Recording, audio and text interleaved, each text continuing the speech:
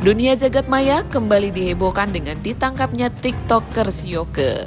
TikTokers yang kini menetap di Amerika ini diduga ditangkap di Bali. Penangkapan ini dilakukan atas laporan Fitri Salhuteru terkait dugaan pencemaran nama baik dan Undang-Undang ITE. Hal ini pun disampaikan oleh TikTokers Yolo Ine. Sebagai sahabat, Yolo sempat menelpon Yoke saat ditangkap oleh tim cyber Mabes Polri di Bali. Dalam percakapan yang direkam Yolo, dengan jelas Yoke mengatakan bahwa dia ditangkap oleh 5 atau 6 polisi dan kini berada di cyber Mabes Polri atas laporan yang dilayangkan oleh Fitri Salhuteru. Kok jadi Yolo sih? Yoke yang ketangkep Yoke. Gua alhamdulillah baik-baik aja guys. Yoke yang ketangkep 2 hari yang lalu. Sekarang orangnya ada di cyber Mabes. Jadi sekali lagi yang ketangkep itu Yoke, bukan Yolo ya. Kok gue tahu? Ya iyalah, dia pasti tangkap telepon gue. Lu itu dilaporin. Dilaporin Fitri, UITE, pencemaran nama baik. Oke. Tanggal 11 Februari nih LP-nya. Sekarang gue langsung diciduk. Sekarang udah sama polisi lo? Udah 5-6 orang. Bukan teroris anjir. Sekarang nih? Iya, 6 orang. Gue lagi boker. Anjing. Gue cari siapa aja yang bisa bantu gue dulu, ngerti gak sih? Masalahnya berat sih, Cong. Lu kan gue diingetin juga kan dari dulu, Cong. Aduh. Gue gak ngerti nih kenapa belum dirilis nih si Yoke nih ya. Bonyok gue rasa. Kalau Yoke tuh ya gue tuh udah bosen gue nasihatin dia beneran deh. Kadang-kadang suka offside itu anak. Netizen sempat mempertanyakan alasan Yolo merekam percakapan mereka. Dengan tenang, Yolo mengatakan bahwa dia ingin memberitahu kronologi penangkapan Yoke. Yolo pun sudah seringkali mengingatkan Yoke untuk fokus pada satu orang yang dia tuju tanpa melibatkan orang lain. Jadi gue lagi digoreng nih, katanya gue cepu karena gue ngerekam pembicaraan gue sama Yoke pas ditangkap. Nih, gue kasih tahu ya. Kalau misalnya mau bicara cepu segala macem lah, gue sendiri nggak tahu dia ke Indonesia. Yang harus diketahui adalah siapa nih yang mengarahkan Yoke dalam kondisi seperti ini untuk Indonesia. Tapi serem loh ternyata deket ya sama Panda ya. Nggak nyangka deh jadi buzzer SS. Kalau kalian mau tahu kenapa gue rekam pembicaraan gue sama Yoke saat gue ditangkap, biar orang pada tahu kronologinya seperti apa ya Yoke ditangkap. Dan gue juga sudah mengingatkan Yoke, lo kalau misalnya mau serang seseorang, udah satu orang itu aja. Nggak usah bawa-bawa Pak KM ya. Jadi si Yoke ini mengangkat isu Pak KM sama FS, diposting, mukanya Pak KM juga diposting sama dia, dan gue diingetin itu bahaya Yoke. Apalagi mengingat Pak KM itu adalah polisi yang bergerak di Pinter, dia bisa ngejar Yoke kemana aja. Jadi sayang banget sih ya kalau misalnya ternyata yang ngegiring opini gue sebagai cepu itu ternyata buzzernya SS ya, diam-diam. Wah. Perseteruan Yoko dengan Fitri Salhuteru memang sudah terjadi sejak lama. Yoko dengan lantang membuka aib dan sikap Fitri kepada keluarga, terlebih kepada sang ibunda. Cuitan Yoko selalu menjadi topik hangat di media sosial.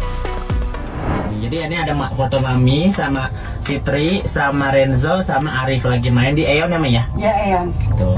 Tapi waktu itu ada olahraga kan di situ kan? Tapi di restoran itu. Tapi satu mall gitu Mami lihat kan? Satu mall dan dia masih makan sama suaminya. Sama si itu juga, sama si Centen juga. Enggak, Mami nggak coba gini, umpamanya nih misalnya kayak Mami tiba-tiba datang ke rumah dia aja gitu. Aduh percuma. Kenapa? Kan namanya orang tua. Pasti gini loh, maksudnya gini, kayak aku kan juga tinggal di rumah yang beda dengan ibuku. Mami takut diusir. Pernah nggak Mami diusir? Pernah. Kapan? Waktu terakhir datang. Astagfirullahaladzim. Tapi ngusirnya nggak langsung ya. Jadi? Ngusirnya pembantunya yang bikin. Bilangin gua nggak ada gitu. Padahal kalau Mami di situ ya mau niis istilahnya ya Mia, mau ngasok kan rumah anak sendiri ya. Iya, kalau aku kan ibaratnya ibuku kan sama aku memang tinggal beda rumah. Kalau ibuku datang tiba-tiba ya udah sok masuk aja karena rumahku adalah rumahmu juga. Karena gini ya, mungkin dia sudah punya pikiran begini. Dia nggak suka saya datang. Si Fitri itu nggak suka sama. Dan nggak boleh lewat pintu mana Mi? Nggak boleh lewat pintu tamu. Jadi kalau mau datang lewat garasi pintu dapur. Astagfirullah. Itu yang tahu istrinya Agus sampai dia nangis. Mami lewat saya, Mami. Terus matanya ngeliatin saya, terus paham dong, saya kan orang tua. Terus saya lewat belakang, lewat garasi, terus lewat dapur, baru masuk. Mami, benar sampai diusir gitu? Iya, lewat pembantu ya Mas ya. Astagfirullahaladzim. Mami sumpah ini gak ngarang? Demi Allah, demi Astagfirullah. Rasulullah. Mama itu paling takut kalau Mami sumpah ya. Paling takut Mami Mami. maaf ya kalau aku harus nanyain ini benar apa enggak. Maksudnya Tega itu ya. enggak masuk. Penangkapan Yoke dibenarkan oleh Fitri Salhuteru. Ketika ditemui oleh awak media, Fitri mengatakan bahwa hampir 5 tahun Fitri diam dibully oleh Yoke. Bahkan, bukan hanya mental Fitri yang terkena, namun mental anaknya pun terkena efek bulian dari Yoke sampai harus konsultasi dengan psikolog. Dan kini, saatnya Fitri Salhuteru memberikan pelajaran kepada Yoke. Gencar sama bisnis nih kak, di tengah huru hara yang sedang rame-rame. Aduh, seru ya. Seru ya. Tapi kakak sekarang belakangan ini terlihat sumringah banget nih, kayaknya kebahagiaan. Kayak ada yang sesuatu udah terwujud atau tercapai. Apa sih kak kalau boleh tahu? Enggak, kalau sumringah mah aku alhamdulillah bulan puasa ini lancar, puasa aku sehat, keluarga aku sehat. Ya mungkin lebih ke tenang aja hidup aku gitu. Aku nggak pusing mikirin hal-hal yang tidak perlu aku pikirin. Apakah Emang sebelumnya lebih ke tertekan atau gimana sih kak? Tertekan mana Maksudnya bisa lebih tertekan. ke banyak masalah yang dihadapin atau seperti apa? Pertanyaan kamu spesifik dong, karena aku bingung jawabnya. berarti kebahagiaannya kakak tuh, berarti kebahagiaannya Kak Fitri berarti setelah Kak Yoke ditahan di Pabes apa gimana nih? Oh iya, itu benar. Kayak sekaligus aku mau ngomong nih ke teman-teman semua ya. Memang benar menurut yang beredar ini, Yoke yang sudah membuli aku selama 4 tahun, jalan 5 tahun ini sudah ditangkap ya. Ya aku berterima kasih atas laporan aku yang akhirnya aku tuh bukan sekali saja melaporkan Yoke ini kan. Aku teman-teman sudah tahu lah ngikutin ya, tapi buat aku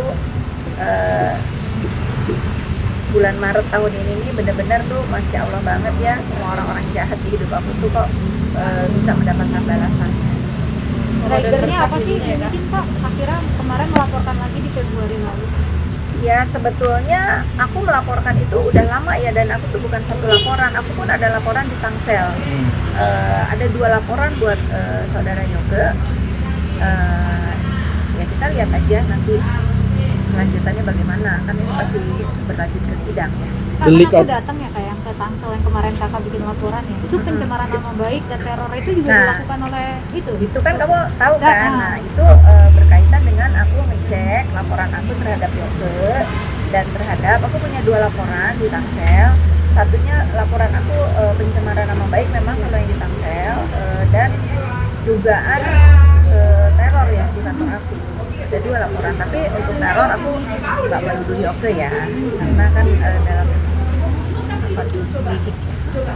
Tapi kalau yang pencemaran nama baik itu ke dia juga Pak?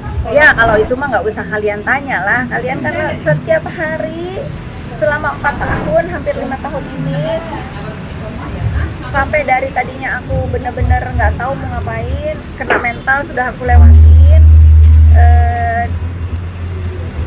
Sudah saking terlalu kejinya ya dia setiap hari tanpa henti loh, tanpa henti menghina aku selama 4 hampir 5 tahun ini, dan aku nggak kenal dia.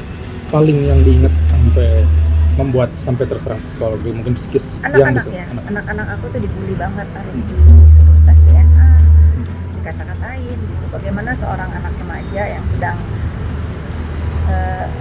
menuntut ilmu di Kanada harus melihat dia dibully di Indonesia. Berarti laporan yang di Mabes itu juga pencemaran juga. Ya sudah, nanti ikutin aja ya. Itu contoh bagaimana si Yoke ini bullyingnya itu sadis banget. Berarti sampai mental anak kena juga nggak sih? Oh iyalah, anak saya sampai ke psikolog kan. Ada kerugian yang dialami Seluruh harta di dunia ini tidak akan sanggup membayar kerugian mental yang saya rasakan terhadap ulah si Yoke ini. Nggak ada. Bagaimana saya bisa menghapus luka hati anak saya? Bagaimana saya bisa menghapus luka trauma anak-anak saya atas ulah Yoke ini? Nggak ada yang bisa membayar, berapapun nilainya nggak akan terbayar.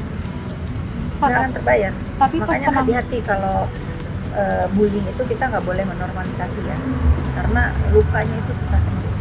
Tapi dengan Yoke ditahan, anak-anak tahu nggak sih ibaratnya? Oh, tentu.